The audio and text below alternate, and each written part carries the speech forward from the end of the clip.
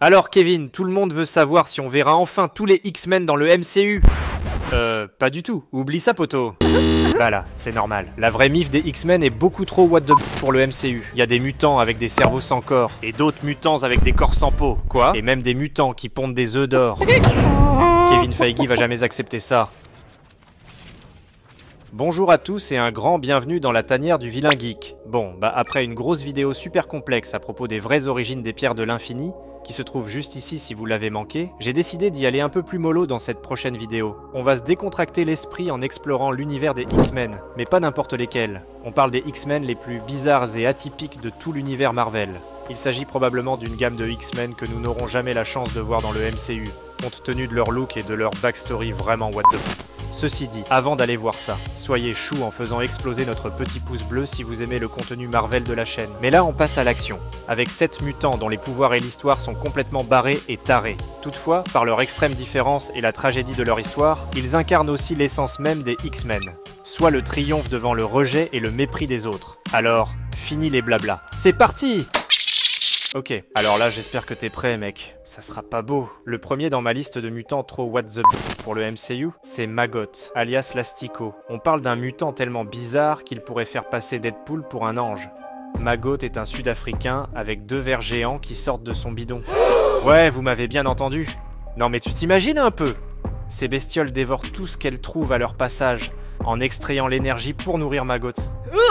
Mais bon, ce qui est triste, c'est qu'avant de développer ses pouvoirs, Maggot, ou Japhet de son vrai nom, pensait qu'il était malade, atteint d'un cancer. Il voulait pas embêter sa famille, alors il s'est barré dans le désert pour mourir. Mais là, heureusement, Magneto l'a sauvé. Et c'est lui qui a découvert que sa maladie, en fait, c'était ses vers mutants, tu vois. Mais là, même si Maggot est un personnage super cool et unique dans les comics, il est selon moi beaucoup trop dégueulasse et extrême pour le MCU. Genre, trop. C'est pour ça qu'on ne l'a jamais vu dans un film ou une série. Et selon moi, on ne le verra jamais. Alors, comme prochain mutant et membre des X-Men trop bizarre ou débile pour le MCU, on a Doop. La première chose étrange à propos de Doop, c'est qu'il s'agit d'un petit bonhomme vert, flottant, ayant carrément la forme d'un haricot géant. L'autre chose, c'est qu'il parle une langue complètement incompréhensible, comme si c'était du joual martien. Doop est apparu pour la première fois dans X-Force numéro 116 en 2001, et depuis, il est devenu une genre de mascotte un peu bizarre pour les X-Men. Mais bon, faut pas sous-estimer notre petit haricot bavard. Doop a des pouvoirs assez impressionnants.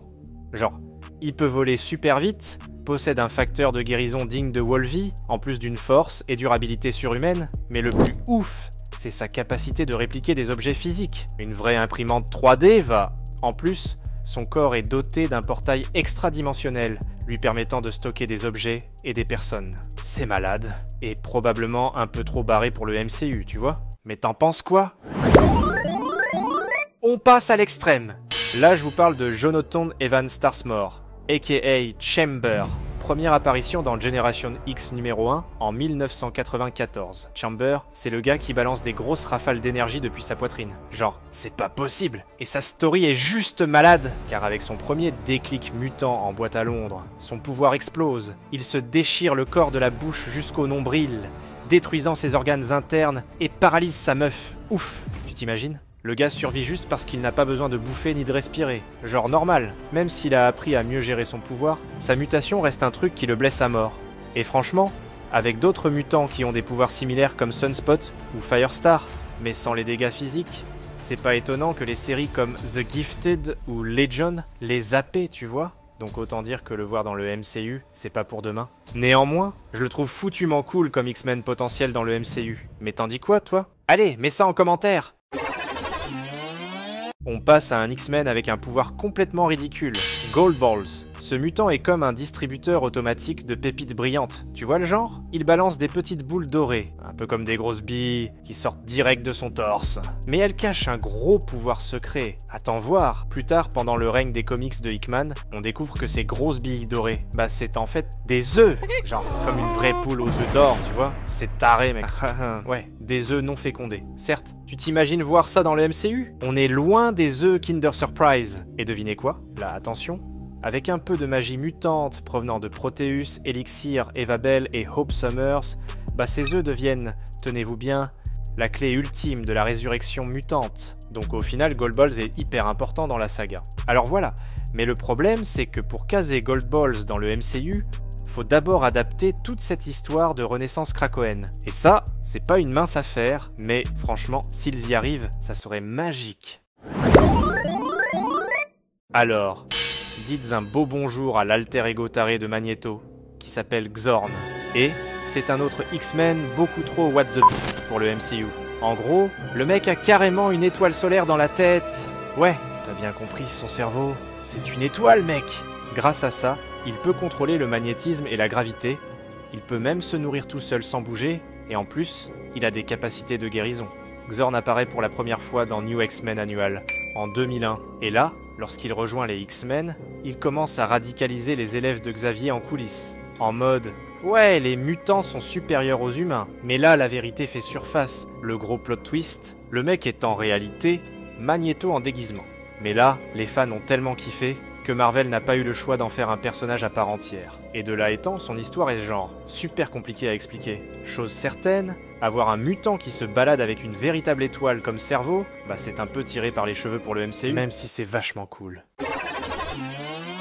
Ok, dans New X-Men numéro 117, on nous introduit à un X-Men dont le pouvoir est à la fois dégueu, mais surtout super triste. Tu vas voir, on parle de Globerman, et préparez vos estomacs sensibles. C'est un mutant transparent, sa peau c'est de la cire vivante, du coup, on voit tout. Son squelette, ses organes, le bazar complet. C'est le genre de truc qu'on voit plus dans un film d'horreur que dans un blockbuster Marvel. Et là, niveau pouvoir, bah, il se passe pas grand chose. Quoi qu'il a quand même un crochet de dingue, le bonhomme. L'idée c'est que son créateur, le légendaire auteur Grant Morrison, il aime bien ça les mutations bizarres, et genre anti-glamour. Et là, il a carrément mis le paquet. Mais le côté triste de Globe, c'est qu'avant sa mutation, son père, qui déteste les mutants, l'avait endoctriné à voir les mutants comme des ennemis. Donc tu peux t'imaginer que lorsque lui et son père ont découvert qu'il est l'un d'entre eux, c'était la galère totale. Le rejet suprême par sa famille. Sa mère l'a déposé à la porte de l'Institut Xavier en lui disant « Ne rappelle plus, ah, c'est trop triste ». Bon, au sommet de ma liste des X-Men trop what the pour le MCU, on a No Girl, Martha Johansson, pour les intimes, ou plutôt pour ceux qui ont réussi à l'identifier. C'est un autre personnage tordu de Grant Morrison. Son histoire, c'est du lourd.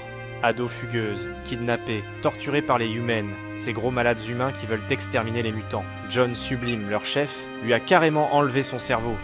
Ouais, son cerveau, qu'il garde en vie dans un bocal. C'est trop cruel comme backstory, non? Kevin Feige ne laissera jamais passer ça. Mais ce n'est pas fini. Les méchants l'ont complètement dopé pour utiliser ses pouvoirs télépathiques comme une arme. Heureusement, elle a été libérée par Cyclope et Emma Frost, qui l'ont inscrite à l'Institut Xavier dans la classe spéciale de Xorn. Mauvaise idée, mais attention, elle n'est pas sans défense. No Girl a le pouvoir de neutraliser les capacités de n'importe quel mutant, comme le X-Men Leech. Et la bonne nouvelle, la Team 5, dont fait partie Gold Balls, lui a créé un nouveau corps synthétique. Donc tout finit bien. C'est beau, non? Alors, comment avez-vous trouvé nos 7 mutants trop dingues pour le MCU? Tout d'abord, est-ce que vous aimeriez les voir au grand écran ou pas? De plus, si Kevin Feige vous demandait d'en choisir un seul dans cette liste, lequel choisirais-tu? Sur cette note, on se revoit dans la prochaine vidéo les amis. Et si tu en veux plus, je te conseille fortement l'origin story de mon héros préféré, le surfeur d'argent. Clique juste au coin de l'écran. Ciao les amis!